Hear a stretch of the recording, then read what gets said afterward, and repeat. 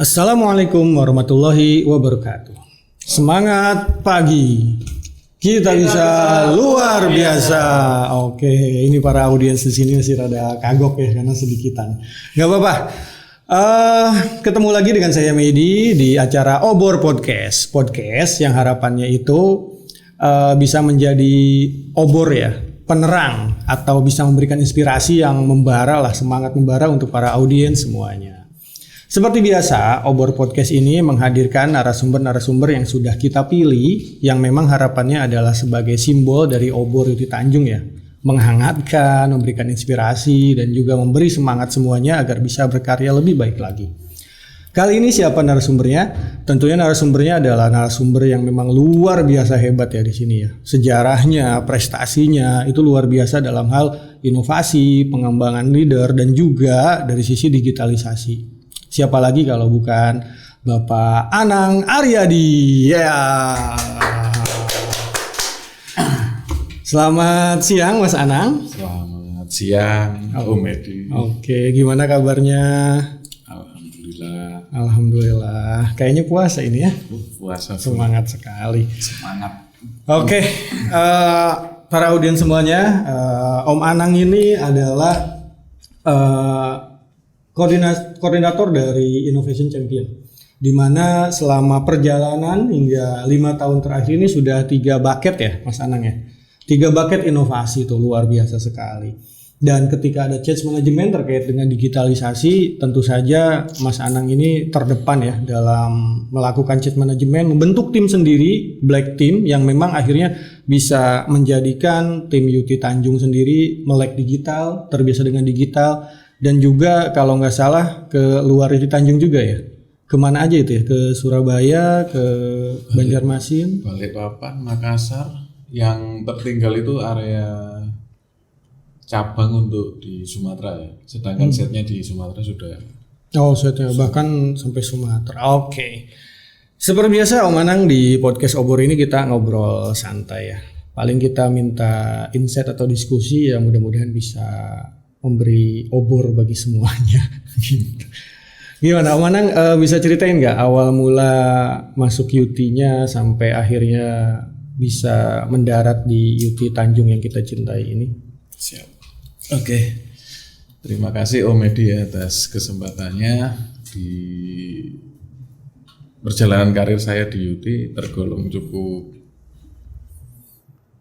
berdarah-darah ya. Bahasa berdarah ini. Oke. Banyak motivasi negatif yang akhirnya membuat motivasi yang positif berkembang gitu kan, dari mungkin sindiran dan lain-lain gitu kan. Karena selama saya menyelesaikan kuliah D3 saya waktu itu gitu kan, 2007 gitu kan, itu 2008 awal saya sudah sempat masuk ke salah satu manufaktur yang ada di Jakarta ya, dan di situ tergolong cukup singkat, kurang lebih 3 minggu aja saya bekerja, karena secara gambaran singkat mungkin di situ saya ngelihat bakalan membosankan, karena di sini manufaktur gitu kan, jadi pekerjaannya akan monoton dan ternyata untuk pekerjaan seperti itu saya nggak suka gitu. Akhirnya saya putuskan resign dan mencoba untuk menyalurkan apa yang ingin saya penuhi gitu kan, dan akhirnya sudah saya dapatkan. Kemudian di 2008 bulan Oktober kalau enggak Agustus ya, itu ada lowongan dari Yuti dan saya coba di situ karena motivasi saya waktu itu adalah ingin kerja di tambang gitu kan. Karena dari beberapa pengalaman alumni yang ada di atas saya itu, tambang itu cukup memberikan kemakmuran bagi keluarga gitu kan. Akhirnya banyak cerita yang saya dengar dan menjadi motivasi juga, wah target harus masuk ke perusahaan yang bekerja di tambang gitu. Dan salah satunya ya Yuti gitu kan. Kebetulan di 2028 itu termasuk rekrutan atau saya melamar di Yuti itu yang kedua kalinya. Yang pertama kali itu di bulan Januari kalau nggak salah 2008. dan gagal gitu. Kemudian saya coba lagi yang kedua di bulan Agustus kalau nggak Oktober, dan dari pengalaman pertama saya gagal, saya coba perbaiki dan berhasil. 2028 bulan November itu saya masuk di BMC magang instruktur 10 ya, untuk di United Tractor. Dan setelah saya masuk di UT 2008 bulan November, kelas BMC itu baru dimulai di bulan Januari 2009. Oke. Jadi selama 1 bulan saya di Jakarta itu sempat dititipkan ke servis ya, kalau nggak marketing waktu itu, untuk memberikan pengalaman awal ya kepada peserta magang itu supaya mengetahui bisnis itu seperti apa. Nah, dikenalkannya seperti itu. Habis itu ditarik ke kelas selama 3 bulan training untuk basic machine course. Kemudian UJT pertama saya ada di Samarinda sekitar 4 bulan. Habis itu balik lagi ke HO untuk dilanjutkan BC2, BMC2 dengan unit ya. Beberapa unit preventive maintenance unit.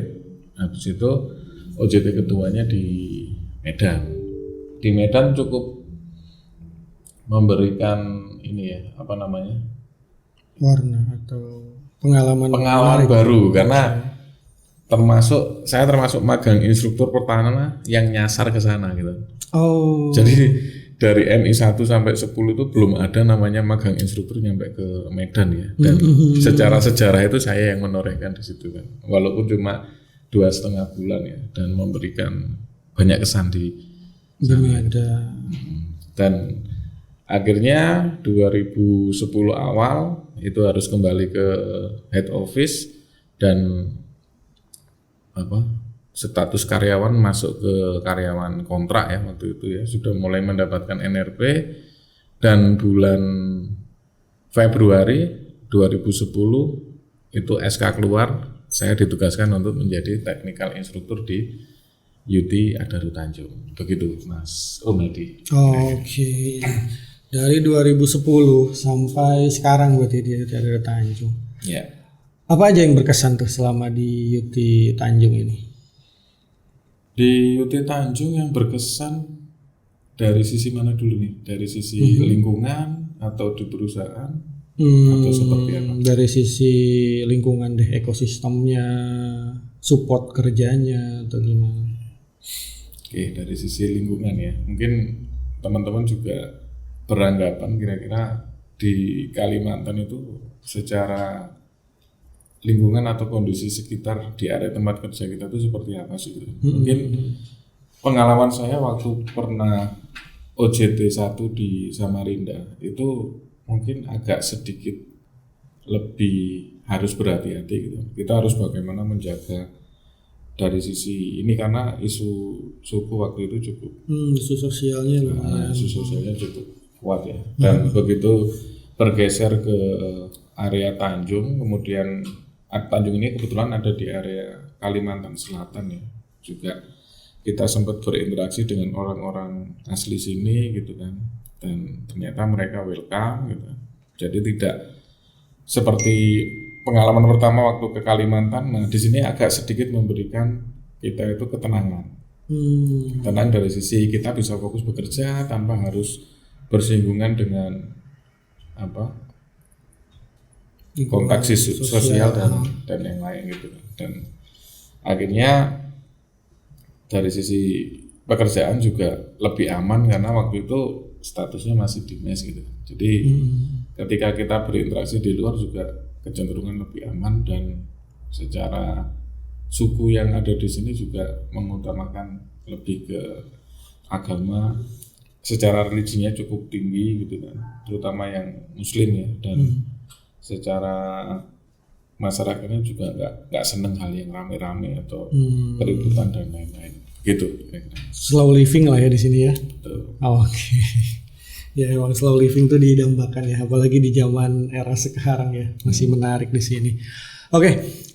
Menurut data yang sering saya dengar ya kan, di tahun 2019 kalau nggak salah atau 2018 sekitar itu ya. Mas Anang itu kita kan UT waktu itu lagi galakan ada yang namanya 3D ya. Differentiation, digitalization sama diversification. Kemudian kita lagi change management gimana insan UT itu melek secara teknologi, mengimplementasikan teknologi. Tapi nih alih-alih kita mengimplementasikan teknologi sesuai dengan change management yang normal, ini Mas Anang ini membentuk tim ya kalau nggak salah ya. Membentuk tim yang namanya Black Team ya, bukan Blackpink AY ya, tapi Black Team ya. Ya bisa cerita nggak itu awal mulanya Black Team dan seperti apa tuh ceritanya? Oke. 2019 waktu itu ya secara job assessment saya di technical instructor di Adaro itu waktu itu megang training execution control. Cuma diberikan mandat lebih sama atasan itu untuk megang juga IC koordinator di area Adaro Tanjung. Nah, saat saya mencoba menerjemahkan strategik dari set manager yang ada di area Tanjung waktu itu Pak Heri Priyo ya. Jadi Pak Heri Priyo karena waktu itu masih muda, masih bersemangat gitu kan, pingin semua itu pokoknya kalau kita bisa dapat kita akan rebut gitu kan. Bagaimana semangatnya supaya kita itu bisa cukup militan ya untuk menghadapi ajang atau event-event untuk yang disediakan oleh UT. Dan akhirnya dari konsep yang atau pemikirannya Pak Heri waktu itu adalah bagaimana secara inovasi kita bisa menjaga dari sisi kualitinya bisa bagus, kuantitinya juga bisa banyak, ditambah lagi ada digitalisasi sesuai dengan tema 2019 ya. Dan untuk 3 konsep yang disampaikan Pak Heri tadi akhirnya kita buatkan namanya strategic QQD waktu itu ya, bukan QQ dalam tanda kutip, bukan 99 ya, 6677 yang kembar 3 kali gitu. Jadi di sini agak sedikit mulai ya dengan tantangan tersebut, sedangkan background dari soft skillsku bukan dari digitalisasi kan, jurusan teknik mesin, expert di bidang bubut, nge-freeze, ngelas gitu kan, disuruh membuat sebuah digitalisasi yang mungkin gambarannya, ini bakalan berat gitu kan untuk dijalankan. Nah, karena itu tetap harus dijalankan, bagaimana caranya gitu kan, kita harus menjadikan sebuah digitalisasi itu menjadi sebuah transformasi bisnis yang ada di Tanjung. Dan di situ yang saya lakukan pertama kali adalah banyak ngobrol sama orang. Ketemu orang, memamerkan aku bisa bikin digitalisasi seperti ini.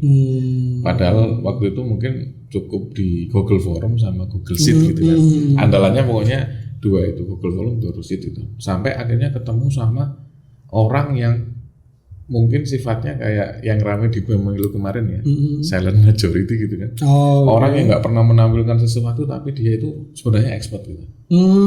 Akhirnya nemuin yang expert, tapi dia adalah silent, jadi nggak kelihatan sebelumnya ya. Nah, setelah ketemu sama orang tersebut, kebetulan dia salah satu karyawan dari partner kita gitu.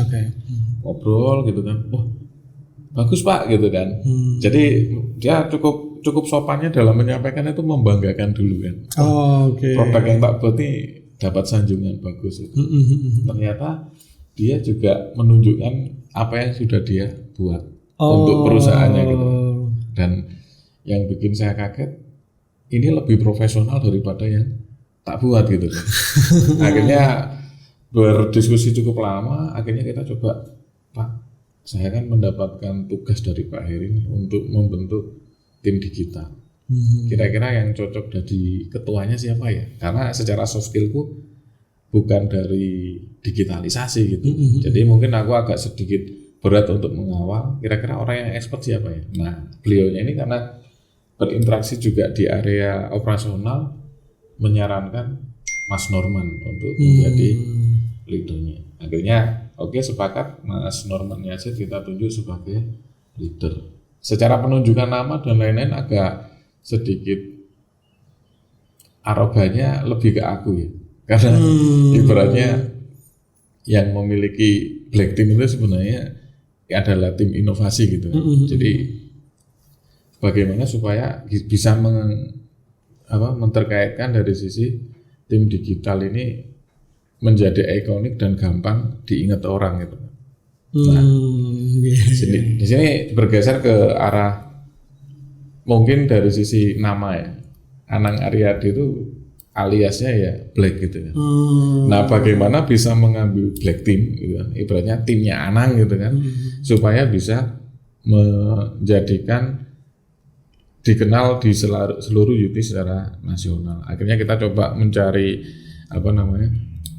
pemecahan dari kata-kata Black gitu kan. Itu ternyata bisa kita buatkan secara simbolis atau kita analogikan menjadi. Jadi ada akronimnya masing-masing. Akronimnya menjadi Black Team itu kalau dipanjangkan itu menjadi building aplikasi. BL building aplikasi apa ya, lupa gitu jadinya. C-nya ada K-nya gitu-gitu kan. Jadi building dan konsepnya itu adalah kita membuat inovasi dan kita mendevelopkan inovasi yang sudah atau aplikasi yang sudah kita buat untuk ditransferkan ke knowledge ke yang lain. Jadi konsepnya kita membuat sebuah aplikasi sekaligus kita mengajarkan ke orang lain bagaimana cara membuat aplikasi tersebut. Jadi konsepnya seperti itu untuk Black Team. 2018 akhir lahir, 2019 kita fokus ke project development di internal kita.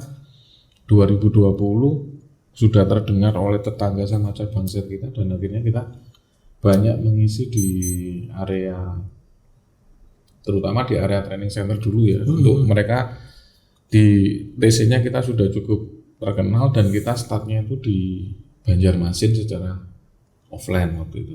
Itu adalah pertama kali kita mendevelop digitalisasi di luar Tanjung. Pertama kali ke Banjarmasin. Kemudian bergeser ke Balikpapan, ke Makassar dan lain-lain. Sampai ya kurang lebih sudah cukup, ibaratnya kalau di Indonesia itu dari sisi gambar petanya itu sudah banyak warna hitamnya lah gitu. Oke, udah. Untuk transfer digital. Ada stempelnya ya, tek. Oke. Keren memang. Baik. Tadi kita udah tahu sejarah Black Team dan apa tujuan utamanya ya, filosofinya seperti apa. Nah, pencapaian-pencapaian yang udah Mas Anang raih sejauh ini bersama Black Team atau pencapaian pribadi itu bisa di-sharingkan nggak, apa aja? Oke. Kalau dari manfaat kita membentuk digitalisasi di sini cukup banyak ya. Secara penghargaan di event yang sudah kita dapatkan itu mulai 2019 itu kita merebut bucket pertama. Itu pertama kali waktu saya jadi IC koordinator ya. Kalau secara sejarah Adaro mungkin sudah sekitar 5 kali atau 6 kali bucket itu ada gitu kan. Tapi selama saya menjadi IC koordinatornya itu sudah 3 kali saya membawa paket inovasi ke Tanjung. Ya, salah satunya di 2019 itu juga pengaruh dari Black Team. Habis itu ada beberapa produk yang kita buat juga masuk menjadi finalis di event 2019, dan yang cukup membanggakan dari sisi Black Team ya di 2020 adalah kalau 2019 itu ada peranan manajemen untuk menguatkan sebuah komitmen inovasinya ya, sehingga kita bisa lebih ringan gitu kan, merebut bucket inovasi itu dari Batu Kajan. Nah, di 2020 karena tantangan bisnis yang cukup berat ya, mulai ada awal isu dari COVID dan lain-lain, sehingga manajemen cukup dipusingkan dengan operasionalnya. Tapi dari sisi tim Black Team ini masih tetap konsen ya untuk menjaga dari sisi di event UTVE 2020 dan akhirnya Black Team bisa mempertahankan paket inovasi di 2020 dan 2020 juga set kita dinobatkan sebagai area digitalization secara nasional. Itu dari peranan kita yang mana dilihat dari sisi developmentnya di internal jalan, produk-produknya juga ada, dan kita men-sharingkan ke UT di luar Adaro dan Tanjung. Itu yang cukup berkesan ya di Black Team di 2020. Secara manfaat individu saya dapat karena saya juga bikin proyek digitalisasi dan kebetulan juara 1. Kemudian secara set dinobatkan sebagai set digitalisasi, transformasi digitalisasi. Kemudian komitmen untuk berinovasi juga berjalan sesuai dengan harapan dari manajemen Adaro Tanjung. Luar biasa. Itu kalau boleh tahu nih, itu pasti bukan sesuatu keseharian yang mengalir ya maksudnya. Itu ada tantangan nggak selama itu berjalan yang memang membuat sampai Mas Anang tuh merasa mentok dan ada semangat apa sampai akhirnya bisa mencapai ini? Luar biasa soalnya diakui atau enggak gitu, hal-hal yang Mas Anang capai saat ini tuh untuk orang lain mungkin hanya sulit sekali gitu ya, ada tembok yang besar untuk mereka. Mudah-mudahan bisa terinspirasi dari cerita ini. Gimana? Ada tantangan-tantangan apa dan bagaimana menghadapinya? Kalau secara tantangan sebenarnya tergantung dari apa yang ingin kita mau ya, atau goal kita tuh mau seperti apa gitu. Kalau dari sisi tantangan terberat, kalau kita mengacu ke sini kan adalah support management.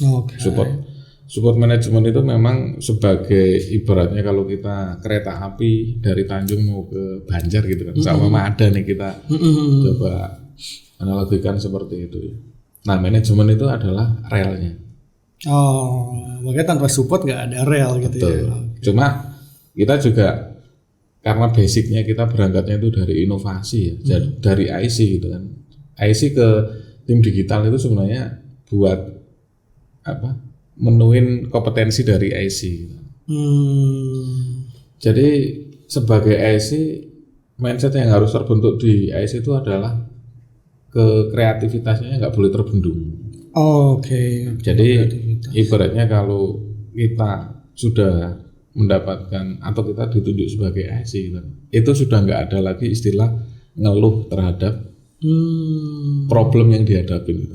Karena harusnya dia sudah bisa menyelesaikan problem apapun yang terjadi, mau problem di perusahaan atau problem di individu dan lain-lain, itu secara konsepnya bisa diimplementasikan secara luas.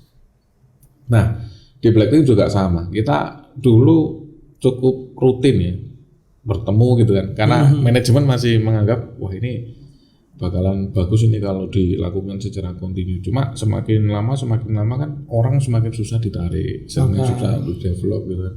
Dan akhirnya dari mungkin start awal kita itu dihadiri atau tim kita itu ada kurang lebih sekitar 20-an orang ya dari berbagai sektor yang ada di area Adaro Tanjung yang dikirimkan untuk kita develop dan menjadikan itu sebagai Black Team.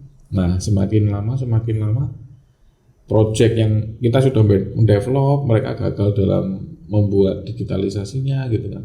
Akhirnya secara lama-kelamaan di sini anggota tim menyusut dan yang cukup menjadi apa ya? Yang hambatan terbesar kita adalah semakin sedikit orang kita gitu, tim digital ini, maka informasi untuk hal apa sih yang bisa didigitalisasikan itu juga semakin sempit.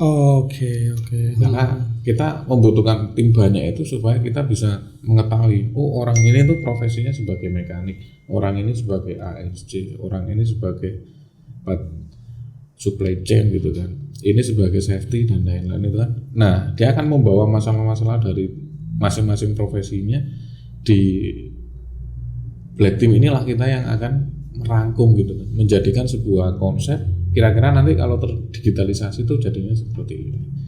Dan karena semakin sedikitnya orang, akhirnya mungkin tersisa tinggal 4 ya. 4 waktu itu saya, Mas Denny, Mas Norman, kemudian ada Mas Erik, sama dulu ada instruktur baru itu Mas Rianko ya. Jadi ini yang masih belum selesai nih terkait digitalisasi, masih ada hal yang harus terus dicari. Akhirnya ternyata dari 4 orang ini akhirnya dibagi tugas lagi. Yang tadinya kita akan kesulitan dari sisi proyek apa yang akan kita buat gitu kan. Nah ternyata di sini ada pembagian tugas lagi, coba sama cari, nunjuk lagi BSI kan, berangkat ke sektor, ambil isu apa yang ada di sana yang ingin diselesaikan atau hal yang sifatnya konvensional ingin didigitalisasikan. Nah itu kita mendapatkan kabar-kabar itu lagi dari 4 orang yang tersisa itu kembali ke sektor dan membawa isu-isu lagi dan kita kumpul untuk menjadikan sesuatu lagi gitu sampai akhirnya kita buat namanya aplikasi itu namanya adalah UMI, Ultimate Monitoring Integration, di mana di situ adalah menggambarkan kita itu semacam kayak Bhinneka Tunggal Ika lah ibaratnya kalau negara ini gitu. Jadi dengan banyaknya aplikasi yang sudah terbuat oleh masing-masing sektor, kendala kita itu kan ini baru dibuat hanya untuk orang-orang tertentu. Tapi bagaimana untuk aplikasi yang sifatnya digunakan untuk jamak, untuk semua orang atau baik karyawan maupun partner gitu.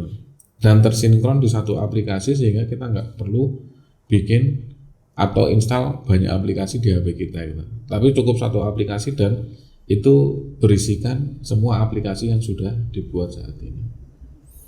Oke. Mantap sekali berarti emang. Jadi semua berjalan nggak mulus kayak itu ya, kayak kulit saya ya mulusnya. Jadi memang ada tantangan, ada juga hambatan. Tadi ya kita lihat. Tapi berarti Mas Anang berarti growth mindset ya saya lihat ya, belajar. Memang yang saya dengar itu adalah misalnya backgroundnya itu teknik mesin ya, misalnya background teknik mesin.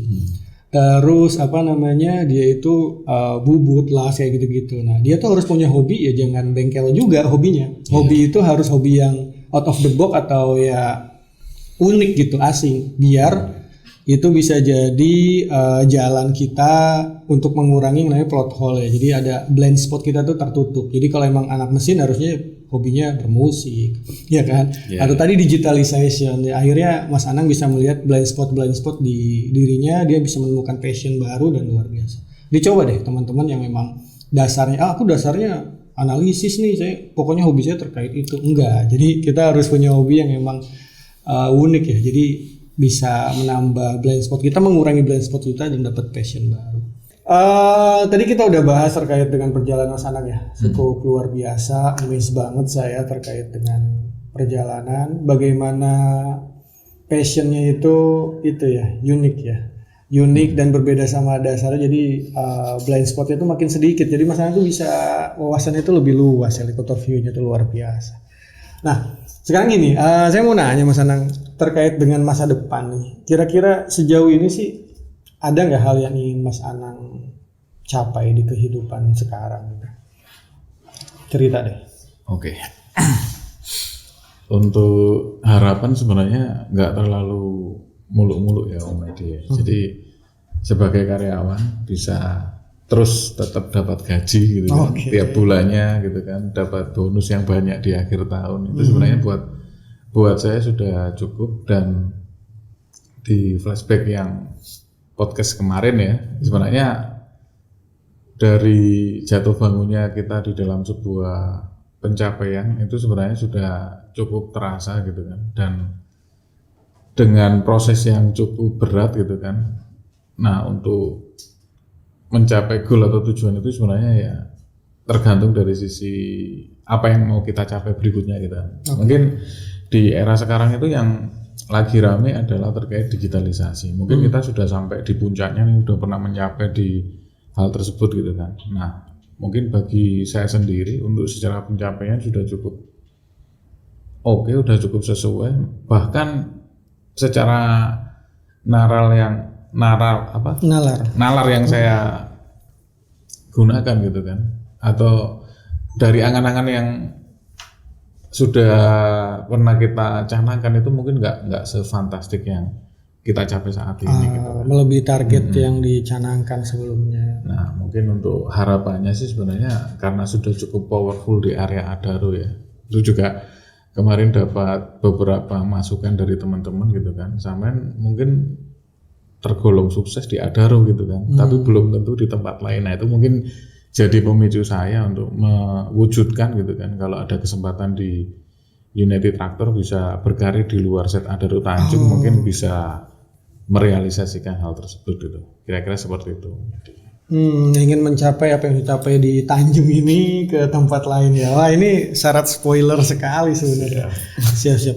Tapi ini Mas Anang makannya tiap hari nasi kan ya? Luar biasa penyoba sama kayak saya berarti ya. Berarti saya juga bisa mencapai apa yang Mas Anang capai ya. Jadi itu pemirsa sama makannya.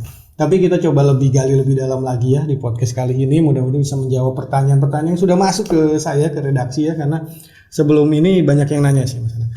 Mas Anang tuh punya tokoh panutan nggak atau inspirasi sehingga Mas Anang bisa seperti sekarang ini? Kalau tokoh panutan mungkin dunia nyata ya. Lebih spesifiknya tak kumpulin di sebagai leader atau atasan yang berada di profesi instruktur gitu. Jadi semenjak saya di Adaro, mungkin sebelum di Adaro juga kita sebagai instruktur itu kan punya atasan namanya Korpu Area Leader ya. Mungkin zaman dulu tuh istilahnya training center head gitu kan. Nah, di beberapa tempat saya datangin kebetulan cuma ada 2 ya yang ada TC-nya, yaitu di Samarinda sama di area Adaro gitu kan. Dan memang yang paling berkesan di sini adalah di area Adaro. Mungkin gambaran saya waktu masih ada di area head office sebelum tahu Adaro itu seperti apa, itu mungkin kesannya Adaro itu adalah ada training center yang hebat, dilideri oleh orang yang cukup paham terhadap psikologis dari karyawan dan cukup mempunyai wibawa saat itu. Nah, itu membuat saya yang waktu itu mungkin masih sifatnya belum hijrah gitu kan, masih diajak ke sana oke, diajak ke sini oke gitu kan. Dan begitu tersebut nama Adaro itu langsung agak sedikit ada rasa ketakutan itu kan. Dan padahal kita belum pernah berinteraksi itu. Tapi begitu ketemu, sosoknya ternyata cukup adem. Jadi satu, itu yang mungkin dari 3 atau 4 TC Head yang atau Korpu Area Leader yang ada di area Adaro, salah satu yang menunjukkan bahwa seorang leader itu bukan orang yang ditakuti di dalam sebuah profesi, tapi juga bisa sebagai orang yang bisa dengan omongan-omongannya itu bisa membuat kita menjadi tenang dan menghadapi masalah itu dengan pikiran yang lebih terbuka lagi. Itu salah satu awal saya datang ke Adaro itu saya termotivasi banget atau sangat menyukai karakter daripada TC Head saya yang pertama waktu itu di Adaro, yaitu Pak Mursidi. Pak Mursidi. Kemudian yang kedua ada Pak Sri Sadono. Nah, ini sosok inovatif yang menumbuhkan rasa inovasi dari tim kami yang ada di Adaro Tanjung. Beliau cukup ulet dan semangatnya cukup berapi-api ya ketika membahas sebuah proyek atau inovasi. Beliau mampu meluangkan waktunya untuk berfokus terhadap sebuah quality inovasi yang bagus, itu adalah Pak Sri Sadono. Dan yang saya ambil pelajaran dari beliau adalah saya bisa memahami bagaimana membuat inovasi itu secara terstruktur. Mulai dari latar belakang sampai hasil, itu benar-benar saya mendapatkan pelajaran dari beliau ya. Dan sekarang saya bisa mengambil manfaat dari yang saya ambil dari Pak Sri Sadono. Kemudian Pak Kolik Aksani ini juga secara pesonanya cukup luar biasa ya. Jadi sosok Pak Kolik ini adalah seorang leader yang sangat mempercayakan sepenuhnya kepada anggota sampai dia di dalam sebuah proyek atau mentargetkan sebuah pencapaian, dia hanya menitik beratkan pada goal. Terserah kamu caranya seperti apa, aku mau hasilnya seperti ini. Dan insight yang saya dapatkan di situ adalah kita benar-benar diperkaya atau dibebaskan untuk berkreasi sehingga kita bisa mencapai daripada target atau goal yang ingin dicapai oleh atasan kita. Dan itu juga karena cukup lama berinteraksi dengan Pak Kolik ya, tanpa disadari critical atau creative thinking yang muncul di benak saya itu jatuhnya sekarang spontan. Oh, udah autonomous ya. Jadi begitu dapat masalah apa gitu kan, langsung kayak flashback mencari memori-memori yang pernah dilalui gitu kan. Oh, harusnya bisa selesai dengan seperti ini nih. Dan itu juga harus didukung dengan hobi kita ya, dimana kita harus memiliki hobi yang ya kebetulan hobi saya sih sekarang lebih sering ke scroll TikTok, lihat reel di Facebook sama Instagram. Cuma bukan sebuah gambaran video yang mungkin hanya menampilkan sesuatu yang menarik atau enak di mata, tapi di situ ada unsur kreatifnya, bisa menambah wawasan kita. Kayak beberapa video yang mungkin terkonsep menggambarkan sebuah etik gitu kan, atau zaman dulu gitu kan, ketika belum ada peralatan atau perkakas, orang bisa membuat rumah dengan alat sederhana. Nah, itu juga menjadi konsep inovasi yang bisa kita ambil, dan semuanya ketika dengan keterbatasan kita bisa tetap mencapai goal tersebut. Itu juga salah satu yang tak ambil dari sosok kepemimpinan Pak Kolik ya. Dan yang saat ini ada Pak Yusuf, di sini lebih ke arah bagaimana kita sebagai leader ya, itu bisa merangkul semua golongan sehingga kita bisa berjalan bersama untuk mencapai tujuan dengan cara melobi, cara meyakinkan orang supaya bisa mau dan bergerak bersama dengan kemauan dari sisi perusahaan atau yang bisnis judi yang ingin kita capai. Itu dari beberapa panutan yang tak ambil dari sisi ada di atasan saya. Mungkin yang agak sedikit di atas lagi, nah ini sosok Pak Heri Brio ya, yang cukup memberikan power kekuatannya. Ketika Pak Heri ini ingin sesuatu gitu kan, dengan kekuatannya, keteguhan dia, itu pasti akan tercapai. Apalagi didukung sama tim yang benar-benar sudah solid, sudah cukup lengkap, sehingga ketika ada sesuatu yang ingin kita capai, kayaknya nggak ada hal yang nggak mungkin bagi Set Adaro Tanjung ini untuk bisa melewatkan itu. Pasti semuanya akan bisa dengan remover yang memiliki satu misi dan semangat yang bagus. Apa yang ingin dicapai oleh Set ini pasti bisa tercapai. Begitu kira-kira. Amazing. Jadi 5 orang tadi membentuk Anang Aryadi yang sekarang seperti ini ya, dengan berbagai macam karakter. Saya lihat tadi berbeda-beda gayanya ya, tapi mungkin ada beberapa hal yang saya tangkap. Mereka tahu cara memanusiakan manusia ya, maksudnya bagaimana mengelola subordinatnya, terus bagaimana mengarahkan untuk mencapai tujuan dan lain sebagainya. Luar biasa pemirsa, para audiens semuanya. Aduh, Badug. Jadi memang saya pernah dengar sih Mas Anang dari Simon Sinek ya, salah satu penulis buku yang saya sering lihat bahwa dalam berinteraksi itu customer kita adalah manusia, ya kan? Subordinat kita atau tim kita itu manusia, ya nggak? Atasan kita juga manusia. Jadi orang yang sukses adalah bagaimana mereka yang bisa mengelola hubungannya dengan sesama manusia. Dan saya lihat itu sangat berkembang sekali dan jadi pelajaran. Amazing sekali. Luar biasa ya. Pertanyaan yang mungkin terakhir tapi bukan yang akan berakhir gitu. The last but not least. Jadi kira-kira Mas Anang ingin menyampaikan pesan apa kepada para audiens semuanya, teman-teman kita, insan-insan Yuti, atau mungkin orang-orang umum nanti yang melihat kita, channel kita Obor Podcast. Nah, tadi sempat hilang Obor Podcastnya, tapi tim teknisi udah gercep luar biasa. Kira-kira Mas Anang bisa itu gak sharing? Siap. Oke, baik, terima kasih. Oke, untuk buat teman-teman insan Yuti dimanapun kalian berada ya, mungkin teman-teman kalau sudah mengenal saya ya, mulai dari magang gitu kan, mungkin tahulah bagaimana saya terbentuknya saya waktu itu gitu kan, seperti apa gitu kan, dan akhirnya menjadi saya yang sekarang itu mungkin bagi beberapa orang yang nggak pernah berinteraksi mungkin cukup kaget ya, kok bisa Anang jadi seperti ini sekarang gitu kan.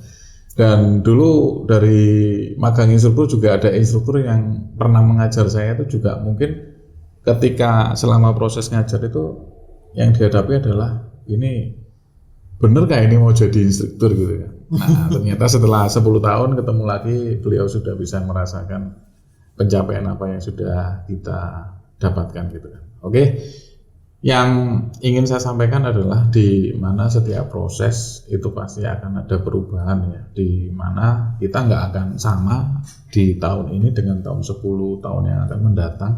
Ketika kita haus dengan pengetahuan, kita ingin mencapai sesuatu yang bermanfaat atau kita bisa mendapatkan segala sesuatu yang ingin kita capai, semuanya pasti membutuhkan strategi. Dan strategi yang pas yang bisa membawa kita menjadi ke arah lebih baik ya. Mungkin itu kira-kira dari pesan yang ingin saya sampaikan ke teman-teman semua. Berubah untuk lebih baik itu jauh lebih bermanfaat dan bisa mendukung karir teman-teman nanti selama di PT United Tractor. Wah, very thoughtful sekali. Jadi tadi haus akan ilmu pengetahuan ya. Saya jadi kalau lagi puasa ya haus juga, tapi bukan minuman. Haus dengan ilmu pengetahuan, kemudian siap untuk berubah, dan tadi ya belajarnya juga saya lihat tadi Mas Anang sedikit skill hobi ya tadi ya, scroll TikTok dan Facebook. Saya tadi kalau nggak dijelasin wah scroll TikTok gitu kan, ternyata isinya itu beberapa hal yang memang meningkatkan hal baru ya buat Mas Anang ya, seperti pembelajaran dan lain sebagainya. Malah gitu katanya Mas Anang, keimanan seseorang itu bisa dilihat dari algoritma TikToknya. Jadi kalau yang munculnya apa itu, katanya berarti keimanannya seperti itu. Atau ada yang muncul ya saham atau sinematik, ustadz gitu ya. Jadi udah bisa kelihatan keimanan kalian. Kebetulan ini ustadz juga banyak nih. Oh banyak ya. Nanti ada seri untuk lihat TikTok masing-masing. Iya. Tapi memang luar biasa sekali sih. Jadi haus akan ilmu pengetahuan. Artinya mengosongkan gelas ya ketika belajar dengan seseorang, terus growth mindset gitu, bahasa kerennya. Tapi Mas Anang bisa menceritakan dengan lebih inspirasional sekali. Luar biasa Mas Anang. Makasih loh atas waktunya. Hampir 1 jam kita bersama dengan Mas Anang dan cukup banyak insight yang kita dapatkan. Nanti jika ada pertanyaan atau komentar silakan nanti komen. Nanti bisa dilihat bareng-bareng sama kita dan bisa jadi masukkan di acara Obor Podcast berikutnya.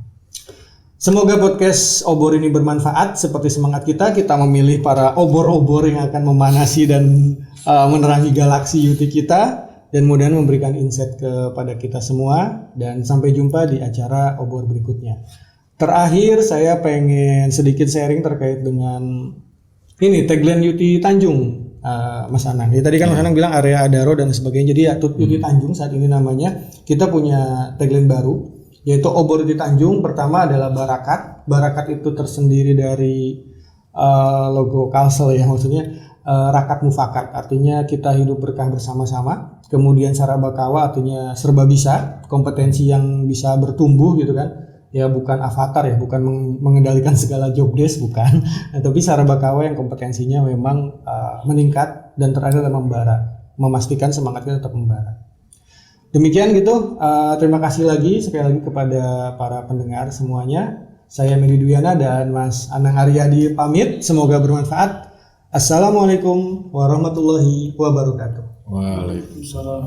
Semangat pagi, kita bisa luar biasa. Spirit Yuti, moving as one. Oke. Terima kasih.